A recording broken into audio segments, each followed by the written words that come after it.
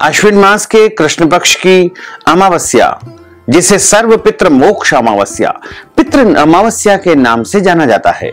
इस बार अमावस्या तिथि का प्रारंभ 13 अक्टूबर 2023 शुक्रवार की रात को 9:51 से हो जाएगा, जो कि 14 अक्टूबर 2023 शनिवार की मध्य रात्रि 11:25 पर अमावस्या तिथि समाप्त हो जाएगी। उदय व्यापिनी और मध्याह्न व्यापिनी, अपराह्न व्यापिनी अमावस्या तिथि इस बार 14 अक्टूबर 2023 शनिवार के दिन ही रहेगी। इसी दिन सर्व पितृ मोक्ष अमावस्या मनाई जाएगी। इसी दिन श्राद्ध, तर्पण तथा जाने अनजाने सभी पितरों के लिए कर्म किए जाएंगे। इस दिन सूर्य ग्रहण भी होगा, लेकिन यह सूर्य ग्रहण भारत में कहीं पर भी दिखाई नहीं देगा, इसलिए इसका पुण्यकाल पर्व काल नहीं माना जाएगा। भक्तजनों, माताओं बहनों, सादर जय श्री कृष्ण। हमारे YouTube चैनल में आप सभी का बहुत बहुत स्वागत है। मैं हूं आपके साथ आचार्य धर्मेंद्र शास्त्री। आज हम आपको बताने जा रहे हैं कि इस बार अश्विन मास के कृष्ण पक्ष की अमावस्या तिथि के दिन आपको किस प्रकार से अपने पूर्वजों की शांति के लिए, पितरों की तृप्ति के लिए पिंडदान करना चाहिए, पूजन पाठ करना चाहिए तथा पितृ मोक्ष अमावस्या के दिन पितरों को किस प्रकार से विदा करना चाहिए तथा इनको पिंडदान करने का, तर्पण करने का और पितृदोष शांति करवाने का सबसे श्रेष्ठ मुहूर्त कब से कब तक रहेगा, ये संपूर्ण जानकारी इस वीडियो के माध्यम से हम आपको प्रदान करने जा रहे हैं। आप सभी से अनुरोध है कि इस ज्ञानवर्धक वीडियो को अंत तक देखें और देखने के बाद अधिक से अधिक लोगों को शेयर भी करिएगा। अश्विन मास के कृष्ण पक्ष की अमावस्या इस बार 14 अक्टूबर 2023 शनिवार के दिन रहेगी। इसे सर्व पितृ मोक्ष अमावस्या भी कहा जाता है तथा अज्ञात तिथि श्राद्ध के नाम से भी इसे जाना जाता है। पितृ विसर्जनी अमावस्या भी इसे कहा गया है। पितरों का श्राद्ध करके पितृ ऋण से मुक्ति के लिए इस दिन को बहुत ही महत्वपूर्ण माना जाता है। अगर आप अपने घर के पितृदोषों को समाप्त करना चाहते हैं, अपने मृतक पितरों को प्रसन्न करवाना चाहते हैं और पितृलोक से जब हमारे पितृ वायु रूप में हमारे निवास स्थान के आसपास विचरण करते हैं और अमावस्या के दिन पुनः पितृलोक की यात्रा पर प्रस्थान कर जाते हैं, तो ऐसे में यदि हम पितृ अमावस्या के दिन उनको तृप्त करके भेजेंगे तो वो हमें जरूर आशीर्वाद प्रदान करेंगे। लेकिन किसी कारणवश, गलतीवश हम उनको नाराज कर देते हैं तो वो हमें श्राप देकर पितृलोक की यात्रा पर जाएंगे। और जब पितरों का श्राप मिल जाता है तो व्यक्ति के जीवन में कई प्रकार की परेशानियां लगातार बनी रहती है, जिसे पितृदोष के नाम से जाना जाता है। अगर किसी को अपने पितर की पुण्यतिथि याद नहीं है तो वह सर्व पितृ अमावस्या के दिन अपने पितरों का श्राद्ध कर सकता है, तर्पण कर सकता है, पिंडदान कर सकता है, ब्राह्मणों को भोजन करवा सकता है। हमारे धर्म ग्रंथों और पुराणों में बताया हुआ है कि आश्विन माह के कृष्ण पक्ष की अमावस्या तिथि को सर्व पितृ मोक्ष अमावस्या के नाम से जाना जाता है। इस दिन भूले बिसरे पितरों की आत्मा की शांति के लिए श्राद्ध, तर्पण, पिंडदान, ब्राह्मण भोजन आदि कर्म किए जाते हैं। इस दिन अगर पूरे मन और विधि विधान से पितरों की आत्मा की शांति के लिए श्राद्ध किया जाए तो न केवल पितरों की आत्मा शांत होगी, बल्कि उनके आशीर्वाद से घर परिवार में भी सुख, शांति, समृद्धि का आगमन होगा। परिवार के सदस्यों की सेहत अच्छी रहेगी और जीवन में चली आ रही परेशानियों से भी आपको राहत मिलेगी। धर्म ग्रंथों और पुराणों में सर्व पितृ मोक्ष अमावस्या का विशेष महत्व बताया गया है। वैसे तो अमावस्या प्रत्येक महीने में एक बार आती है और पूरे 12 महीने में 12 अमावस्या होती है, लेकिन सभी अमावस्या पितरों के लिए विशेष मानी जाती है। इनमें पितृ मोक्ष अमावस्या को सबसे बड़ी अमावस्या के रूप में माना गया है। इस बार शनिवार के दिन अमावस्या का आना अपने आप में दुर्लभ और बड़ा महासंयोग है, क्योंकि शनिवार का दिन शनिदेव का दिन है और शनिदेव की जो जन्म की तिथि है वो अमावस्या है। तो इस बार सर्व पितृ मोक्ष अमावस्या का शनिवार के दिन आना अपने आप में दुर्लभ महासंयोग है। ऐसे शुभ समय में यदि आप अपने पितरों के लिए जल दान करेंगे, श्राद्ध करेंगे, तर्पण करेंगे, पिंड दान करेंगे, तो आपके पितृ पूर्ण रूप से तृप्त हो जाएंगे।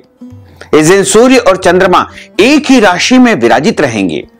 ये दोनों ग्रह पितरों से संबंधित है। इस तिथि पर पितृ पुनः अपने लोक में चले जाते हैं। साथ ही वे अपने वंशजों को, अपने पुत्र पौत्रों को सुख समृद्धि का आशीर्वाद देकर ही जाते हैं। हमारे सनातन पंचांग के अनुसार सर्वपितृ मोक्ष अमावस्या इस बार 14 अक्टूबर 2023 शनिवार को आ रही है। आश्विन मास के कृष्ण पक्ष की अमावस्या तिथि का प्रारंभ 13 अक्टूबर 2023 की रात को 9:51 से हो जाएगा, जो कि 14 अक्टूबर 2023 शनिवार की रात को 11:25 पर अमावस्या तिथि समाप्त हो जाएगी। सूर्योदय व्यापिनी जो अमावस्या रहेगी, उदया तिथि के अनुसार जो अमावस्या रहेगी, मध्याह्न व्यापिनी अमावस्या रहेगी तथा अपराह्न व्यापिनी अमावस्या रहेगी, वो 14 अक्टूबर 2023 शनिवार के दिन ही रहेगी। इसी दिन सर्वपितृ मोक्ष अमावस्या मनाई जाएगी। इसी दिन श्राद्ध तर्पण के लिए 3 मुहूर्त सबसे श्रेष्ठ रहेंगे।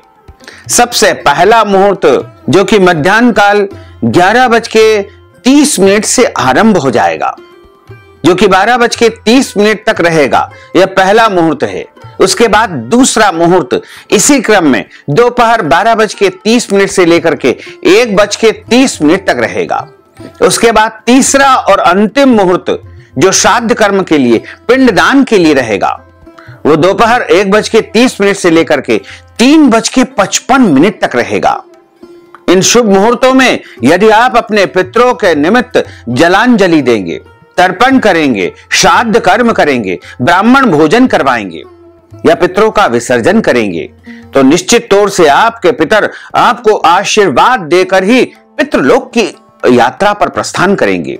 इस दिन सभी लोगों को, चाहे वो किसी भी धर्म का हो, किसी भी जाति का हो, किसी भी पंथ का हो, अपने पितरों के निमित्त पूजा करना चाहिए, तर्पण करना चाहिए, दान करना चाहिए, ब्राह्मण भोजन करवाना चाहिए। हमारे सनातन धर्म ग्रंथों में अमावस्या तिथि का विशेष महत्व होता है।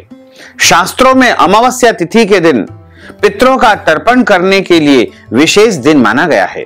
पितृपक्ष के दौरान वैसे तो सभी दिन बहुत शुभ माने जाते हैं, लेकिन यदि आप पूरे पितृपक्ष में अपने पितरों की तृप्ति के निमित्त कुछ भी नहीं कर पाए हैं, तो आपको आश्विन माह के कृष्ण पक्ष की अमावस्या तिथि को महालया अमावस्या और सर्वपितृ मोक्ष अमावस्या के दिन पितृदोष की पूजा अवश्य करवाना चाहिए। यदि आपके घर परिवार में कुछ समस्याएं उत्पन्न हो रही है, कोई भी काम आपके नहीं बन पा रहे हैं, तो आपको इस अमावस्या के दिन किसी विद्वान ब्राह्मण के माध्यम से पितृदोष शांति, पितृदोष की पूजा अवश्य करवाना चाहिए तथा अपने पितरों के निमित्त दान करना चाहिए, पुण्य करना चाहिए और ब्राह्मण भोजन करवाना चाहिए, पिंड दान करना चाहिए। इस दिन पितरों को तृप्ति मिलेगी और जो भी कर्म आप करोगे वो सीधा सीधा पितरों को प्राप्त होगा। इस दिन पितरों को तर्पण देते हुए उन्हें नाना प्रकार के यानी अलग अलग प्रकार के पकवान बना करके खीर, पूड़ी, हलवा, मालपुआ आदि अनेकों प्रकार से भोजन बना करके तृप्त करना चाहिए। परिजनों की सेवा भाव से प्रसन्न होकर के पितृदेवता पृथ्वी पर जीवित अपने परिजनों को आशीर्वाद देते हुए पितृलोक में प्रस्थान करते हैं। महालया अमावस्या पर भोजन बना करके इस दिन ब्राह्मण भोजन करवाना चाहिए। कोए को रोटी डालना चाहिए, गाय को, कुत्ते को, भिखारी को, चीटी नगरा को तथा मछलियों को आटे की गोली अवश्य चुगाना चाहिए। ब्राह्मण देवता को श्रद्धा पूर्वक भोजन करवा करके दक्षिणा देकर के आशीर्वाद अवश्य प्राप्त करें। सर्वपितृ मोक्ष अमावस्या पर उन पितरों का तर्पण किया जाता है जिनकी मृत्यु तिथि हमें मालूम नहीं होती है या फिर किसी कारण से अपने पूर्वजों का श्राद्ध हम नहीं कर पाए हैं, तो इस तिथि पर श्राद्ध किया जा सकता है। इस साल सर्वपितृ मोक्ष अमावस्या के दिन सूर्य ग्रहण का संयोग बन रहा है और यह सूर्य ग्रहण रात्रि के समय लग रहा है। और श्राद्ध कर्म दोपहर के समय किया जाता है, इसलिए इन कर्मों पर सूर्य ग्रहण का प्रभाव नहीं पड़ेगा। अश्विन माह के कृष्ण पक्ष की सर्वपित्र मोक्ष अमावस्या के दिन साल का दूसरा सूर्य ग्रहण और अंतिम सूर्य ग्रहण दिखाई देगा। सर्वपित्र मोक्ष अमावस्या पर सूर्य ग्रहण रात को 9:40 से शुरू होकर के अगली यानी 15 अक्टूबर की मध्य रात्रि 1:19 पर यह वलयाकार सूर्य ग्रहण होगा। यह सूर्य ग्रहण उत्तरी अमेरिका, दक्षिणी अमेरिका तथा पश्चिमी ग्रीनलैंड आदि देशों में दिखाई देगा और वहां पर इसका सूतक काल 12 घंटे पहले यानी सुबह 9:40 से लग जाएगा, जो कि ग्रहण की समाप्ति के साथ ही समाप्त हो जाएगा। यह सूर्य ग्रहण भारत में कहीं पर भी, किसी भी शहर में, किसी भी गांव में, किसी भी नगर में नहीं दिखाई देगा। इसलिए भारत में इसका सूतक काल, पुण्यकाल, पर्वकाल, यम नियम मान्य नहीं होंगे, क्योंकि जहां पर सूर्य ग्रहण दिखाई देता है वहां पर ही सूर्य ग्रहण का प्रभाव होता है और वहां पर ही सूर्य ग्रहण के सभी नियमों का पालन हमको करना होता है। इसलिए आपको किसी भी प्रकार से सूर्य ग्रहण से डरने की, घबराने की, भयभीत होने की बिल्कुल भी आवश्यकता नहीं है, क्योंकि जब भारत में सूर्य ग्रहण दिखाई नहीं देगा तो उसका प्रभाव भी नहीं होगा और उसका कोई भी नियम पालन करने की बिल्कुल आवश्यकता नहीं है।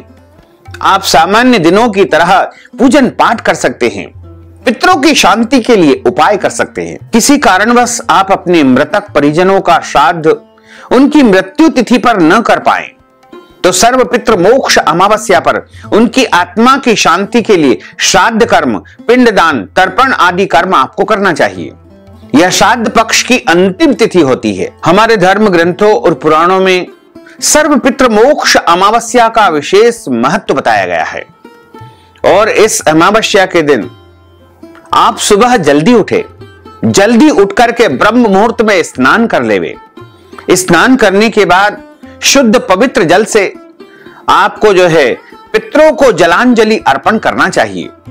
जलांजलि का अर्थ होता है उनको तृप्त करना, यानी उनकी प्यास को बुझाना। तो कुशा और काले तिल और जौ हाथ में लेकर के पितरों का नाम तथा गोत्र बोलते हुए आपको उनको जलांजलि प्रदान करना चाहिए तथा दोपहर के समय यानी 11 बजे के बाद आपको भोजन तैयार करके पितरों के निमित्त दीपक जला करके और धूप लगाना चाहिए। बिना नमक की रोटी तैयार करें, उसमें गुड़ और घी मिलाएं। यदि संभव हो तो खीर, पूड़ी या मालपुआ भी आपको बनाना चाहिए तथा पितरों के निमित्त एक अंग्यारी यानी अग्नि प्रज्वलित करके आपको 5 आहुति घी मिला करके देना चाहिए और उसके आसपास जल घुमाना चाहिए। उसके बाद आप अपने पितरों का चाहे तो ब्राह्मण देवता को बुला करके विधि विधान से श्राद्ध कर्म भी करवा सकते हैं। यदि आप चाहें तो हमारे माध्यम से भी अपने पितरों का श्राद्ध, तर्पण या ब्राह्मण भोजन आप संपन्न करवा सकते हैं। और इस दिन सभी पितरों को विदा किया जाता है। उन्हें स्मरण करके, आशीर्वाद करके प्रार्थना करनी चाहिए। उनसे कहना चाहिए कि हे पितृदेव, हम आपकी सेवा नहीं कर पाए, आपकी पूजा नहीं कर पाए, आपको तृप्त नहीं कर पाए हैं, लेकिन हमारे द्वारा जो भी सेवा पूजा की जा रही है इसे आप स्वीकार करें तथा हमारे पूरे परिवार को आशीर्वाद देकर ही आप पितृलोक को प्रस्थान करें। इस प्रकार आप अपने पितरों से प्रार्थना करके उनको विदा करें। सर्वपित्र मोक्ष अमावस्या के दिन पितरों के निमित्त खीर अवश्य बनाना चाहिए और एक नारियल पर सिंदूर से स्वस्तिक बना करके हनुमान जी के मंदिर में अर्पण करना चाहिए। इससे आपके पितरों को परम तृप्ति प्राप्त होगी तथा इस दिन पीपल के पेड़ में जल, दूध और शक्कर मिला करके आपको अर्पण करना चाहिए। पीपल की परिक्रमा भी आपको करना चाहिए, क्योंकि शनिवार का दिन है और शनिवार के दिन शनिदेव का दिन होता ही है। साथ ही साथ पितरों के निमित्त भी आपको पीपल में जल अर्पण करना है तथा सर्वपित्र मोक्ष अमावस्या के दिन सुबह जब सूर्योदय हो तो उस समय अपने मुख्य द्वार की देहली पर गंगा जल छिड़क करके रंगोली अवश्य बनाएं और एक शुद्ध घी का दीपक जलाएं। इसी क्रम में जब सूर्यास्त हो शाम के समय, उस समय भी आपको अपने मुख्य द्वार की देहरी पर गंगा जल छिड़क करके, तीर्थ जल छिड़क करके, रंगोली बना करके शुद्ध घी का दीपक अवश्य जलाना चाहिए। इस दिन यदि आपने सुबह और शाम के समय यदि अपनी मुख्य द्वार देहरी पर दीपक लगा दिया तो आपके पितरों को परम तृप्ति मिलेगी, परम शांति प्राप्त होगी और आपके परिजन, आपके मृतक पूर्वज आपको आशीर्वाद देकर ही पितृलोक की यात्रा पर प्रस्थान करेंगे।